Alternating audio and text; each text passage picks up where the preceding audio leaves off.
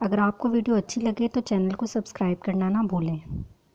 انگریز کہتے ہیں تھنک بیفور سپیک اور پاکستانی کہتے ہیں سوچی پیا تے بندہ گیا۔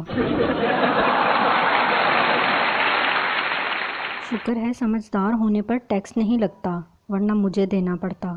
آپ تو خیر ویسے بچ جاتے۔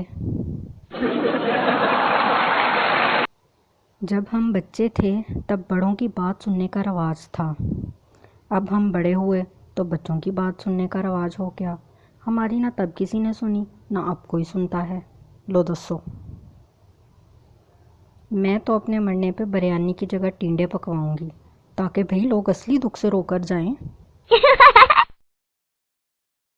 آج کل کے بچے میڈم کو واٹس ایپ پر ایڈ کر لیتے ہیں اور ایک ہم تھے اگر سر راستے میں نظر آ جاتے 2 کلومیٹر گھوم کر دوسرے راستے سے گھر جاتے۔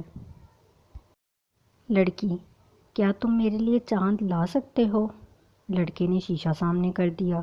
لڑکی: اف، تم مجھے چاند سمجھتے ہو؟